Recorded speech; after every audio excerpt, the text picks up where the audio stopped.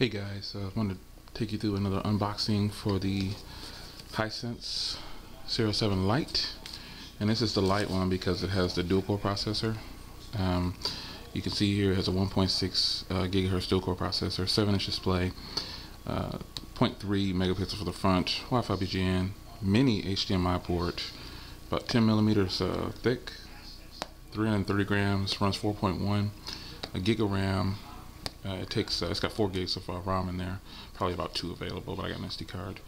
You can take up to a 32 gig card, micro USB, headphone jack, 3400 milliamp battery. I was walking through Walmart and I saw this and it was on sale for $79. Can't beat it. So let's unbox it. And this was one that was put out to compete with the first Nexus 7. This just gives you some information about the ports there. Let's get it open. This isn't too bad. It feels just like a Nexus 7.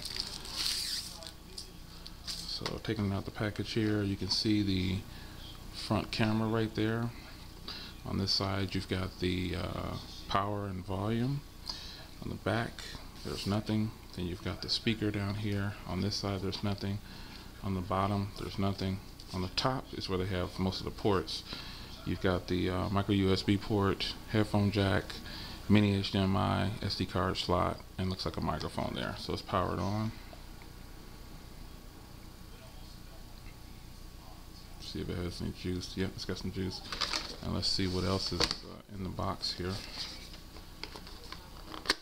Looks like you get some cards and you get a charger. And I think that's it. Yep, that's it. So let's power this thing on here and let's give it a go. So it looks like this pretty much runs stock Android. From what I've seen on the other videos about this, pretty much runs stock Android, and I think that's a plus. So let's let it boot up here. We'll get it set up. This runs a $79 device running dual core. This is a better choice than to buy the Samsung Galaxy Tab 7.0, because this pretty much got the same specs as this. It just has that rear camera, but you know, many of us don't use a rear camera. We use our cell phones or regular cameras. So it's going to go through the setup here, so I'll pause for a second and see how long this takes. Okay, we're back, and it decided to go ahead and take me straight through here.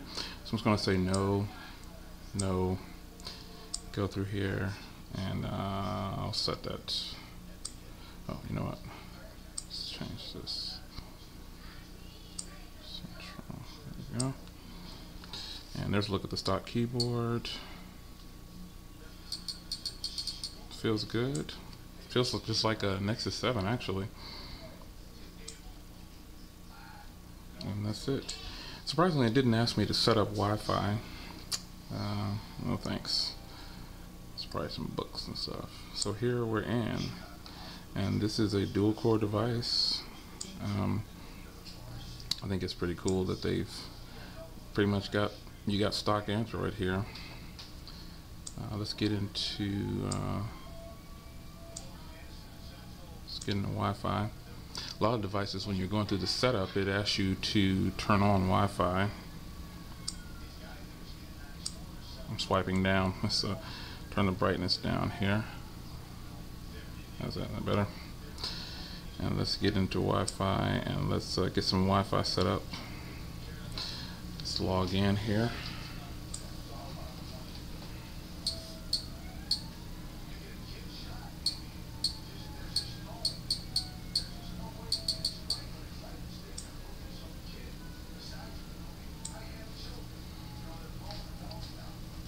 And we're connected to Wi-Fi, so let's go down here to About, and it is actually on 4.1.1.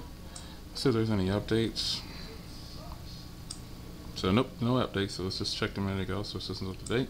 So it runs 4.1.1, which is pretty cool. I'm so used to swiping down. I I keep swiping down, but this is it, man. This is their widget here. As you can see, that's something that they've got set there, HiSense, and pretty much you're just getting stock. You've got some bloatware from Walmart, but that's about it. This is pretty much stock Android, and I'm gonna say this is a pretty good buy for $79. I don't think that you could beat that. $79 for the specs that are given here are pretty decent.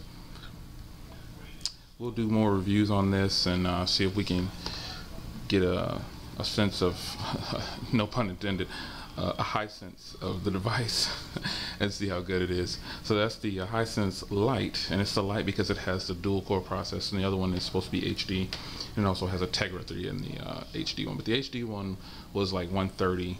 It was a quad core device, I believe.